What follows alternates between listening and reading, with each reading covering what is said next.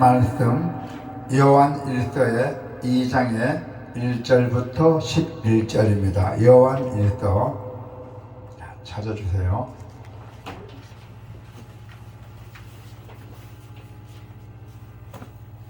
신약성경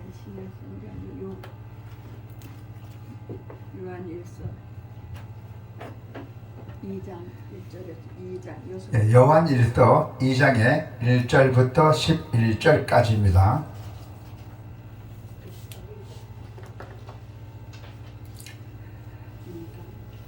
나의 자녀들아, 내가 이것을 너희에게 쓰면 너희로 죄로 범하지 않게 하려 함이라.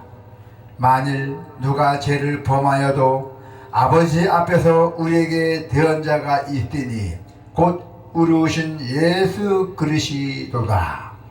그는 우리 죄를 위한 화목 제물이니 우리만 이할 뿐 아니요 온 세상의 죄를 이하심이라. 우리가 그의 계명을 지키면 이로써 우리가 그를 아는 줄로 알 것이요 그를 아노라 하고 그의 계명을 지키지 아니한 자는 거짓말하는 자요 진리가 그 속에 있지 아니하되 누구든지 그의 말씀을 지키는 자는 하나님의 사랑이 참으로 그 속에서 온전하게 되었나니 이로써 우리가 그의 안에 있는 줄을 아노니 그의 안에 산다고 하는 자는 그가 행하시는 대로 자기도 행할지니라. 사랑하는 자들아, 내가 새 계명을 너희에게 쓰는 것이 아니라 너희가 처음부터 가진 옛 계명이니 이 옛 계명은 너희가 들은 바 말씀이거니와 다시 내가 너희에게 새 계명을 쓰노니 그에게와 너희에게도 참된 것이라. 이는 어둠이 지나가고 참빛이 벌써 비침이니라.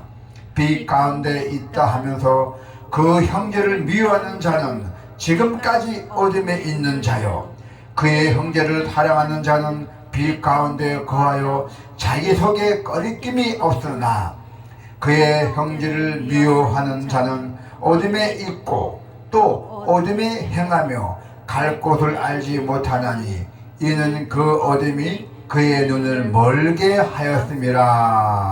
아멘. 자, 오늘 하나님의 말씀에 보면은 하나님과 참되게 사귀는 우리 여러분의 특징이 있어요. 자, 하나님의 자녀는 하나님의 말씀에 순종하여 형제 자매를 사랑하고 있어야 된다는 것입니다. 형제 자매들 우아하게 잘 지내야 되잖아요. 예, 잘 지내지 않으면 좀 안 좋고 남북의 보기도 안 좋고 또 우리가 사는 것도 안 좋습니다. 특히 형제 자매를 잘 사랑하고 서로 사랑하고 서로 우애를 잘 다지시길 바랍니다. 자, 어둠 가운데 행하면서도 하나님과 교제한다고 주장하는 사람들은 자신과 다른 사람들을 속이는 것입니다. 네. 하나님은 빛이기 때문에 어둠과 함께 하실 수가 없대요. 빛을 밝히는 사람들은 어둠하고 같이 못 있다는 얘기죠. 네. 자, 이 원리는 하나님의 자녀들에게도 동일하게 해당됩니다. 저나 여러분이나 다 해당됩니다.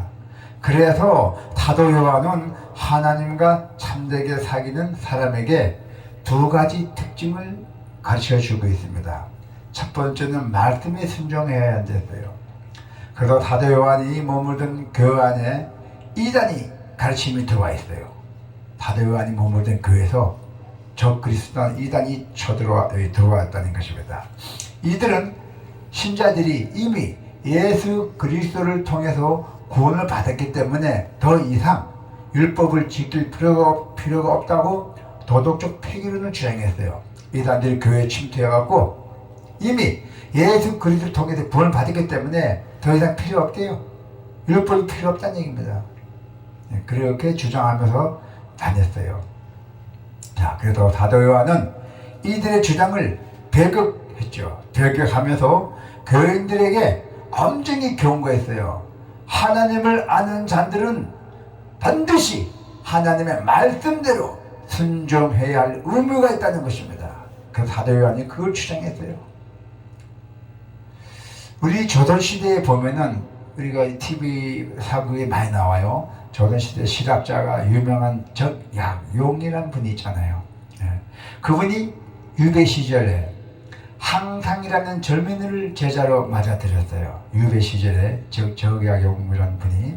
그래서 그 적약용은 학문에 대한 항상의 간절한 마음을 보고 그를 제자로 받아들이면서 어떤 조건이었냐면 탐근계라고 적힌 종이를 주었대요. 적약용 종선생이 그 제자에게, 항상이라는 제자에게 네가 나가 제자를 받아들이려면 이걸 알아야 된다. 어떻게? 한번 풀으랬대요. 탐근계라는 적힌 종이를 주었대요. 그것이 사람이 살아가면서 뭡니까? 이 탐근계라는 것은 삼자 세 번째로는 첫째도 성실, 둘째도 성실, 셋째도 성실해야 한다는 뜻입니다. 그 탐근계라는 적힌 종이가. 그래서 항상은 그 종이가 닮아 없어질 때, 종이가 막 따라서 막 없어질 때까지 평생을 벌면서 실천했다고 합니다. 첫째도 성실, 둘째도 성실, 셋째도 성실. 어르신이 성실하게 살아왔다는 것이에요. 우리가 믿는 예수 그리스도는 세상에 덕망에 있는 학자나 그리고 스승들과 비교할 수 없는 권위와 위엄을 가지신 하나님의 아들이십니다. 할렐루야! 예수님께서는 하나님의 아들이시라고 했잖아요. 그렇기 때문에 우리가 그의 말씀을 따르지 않으면 주님 안에 거한다고 할 수가 없어요. 주님 앞에 순종하거나 우리가 그렇지 않으면 우리가 주님 안에 거한다고 말할 수가 없다는 겁니다. 오직 말씀대로 순종하는 것은 몇 가지 도덕적 준수사항들을 지키는 것이에요. 자, 그래서 우리는 말씀에 순종하면서 과연 우리의 본인이 되시는 그리스도를 닮아가고 있는지를 살펴봐야 돼요. 우리가 진정으로 예수 그리스도를 잘 믿고 있는지 우리가 한번 살펴봐야 된다는 거죠. 우리의 표대가 누구예요? 우리의 표대 되신 예수잖아요.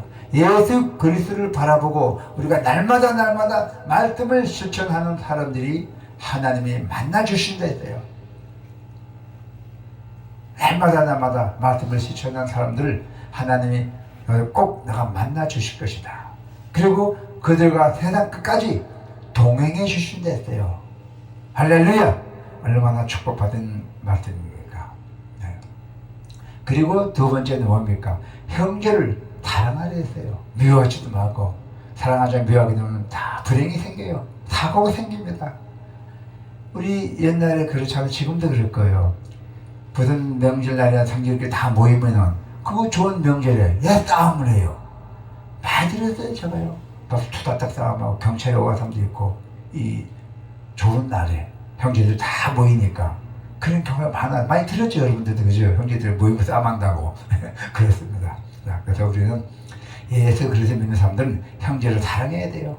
하나님의 자녀들이 지켜야 하는 가장 중요한 계명은 뭐예요?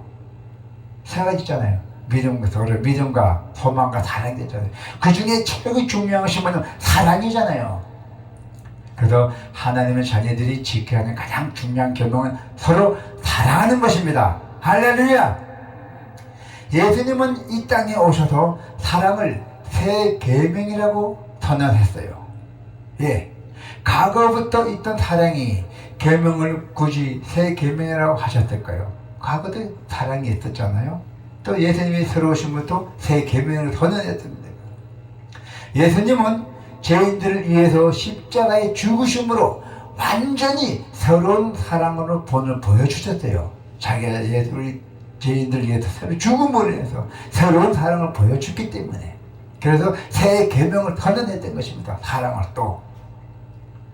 우리는 모두 자기 중심적으로 사고하며 이기적으로 살아가고 있어요. 지금도 그렇습니다. 내가 잘났다고 살아가고 있습니다.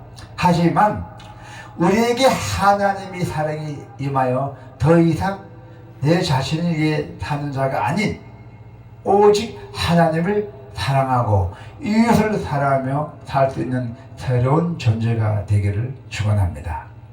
자, 사랑하는 성도는 형제를 사랑하지 않고 오히려 미워한다면은 스스로 빛 가운데, 참빛 가운데 있다고 말할 수 없어요. 사도 요한은 예수님을 따라다니던 시절이 있었어요. 사도 요한이 예수님을 따라다니는 시절에 우리의 아들이라고 불릴 만큼 아주 분노로 수시로 표출을 했대요. 예수님 따라다니고 막 흉보고 그런 사람이 많이 있잖아요.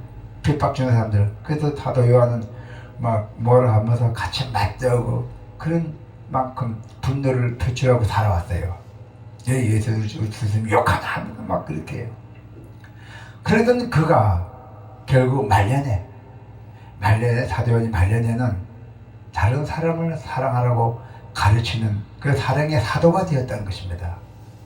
본인이 예수님을 같이 다닐 때 막 핍박주고 그러니까 막 같이 싸우고 그랬었는데 결국 말년에는 느껴서 자기가 이제 사랑하는 사도가 서로 사랑하라고 그렇게 됐던 것입니다. 예수님의 사랑이 사도 요한을 변화시킨 것입니다. 예수님 사랑이 인간이 아니면 그렇게 할 수가 없어요. 그래서 사도 요한이 맛본 예수님이 사랑이 우리에게도 동일하게 주어졌어요. 여러분들에게도 동일하게 주어졌던 것입니다. 그래서 우리가 그 사랑을 경험한 우리 역시 우리에게 맡겨준 형제와 자매들을 이웃들과 그 열방을 우리가 전심으로 사랑하며 사는 것이 마땅합니다. 뭐 의견이 틀려든 간에 그래도 형제다 또 이웃이잖아. 우리 같이 생활을 살아가고 있잖아요. 자, 그래서 우리가 서로 사랑할 때만 우리는 더욱 하나님과 지속적인 연합 안에 공동체 안에 머물며 있을 것입니다. 그래서 예수님은 우리를 구원하셨을 뿐만 아닙니다. 십자가에서 죽기까지 사랑으로 실천하심으로도 바로 사랑의 본이 되셨던 것입니다. 십자가에 죽으시면 죽을 때까지 우리를 위해서 사랑으로 실천을 하라고 모델이 됐어요. 그러므로 우리가 그리스도 안에 거하는 자들에게는 이를 본을 받아서 우리가 다른 사람을 사랑하며 살아야 할 그 거룩한 책임과 의무가 있습니다. 여러분, 의무가 있어요. 서로 사랑하는 의무가 있다는 것입니다. 책임도 있고. 자, 그저 이제 우리가 말과 마음이 아니라 진짜 구체적으로 실천하는 하나님의 자녀라는 우리가 반드시 내가 하나님의 자녀라는 그 정체성을 반드시 드러내시기를 축복합니다. 아멘.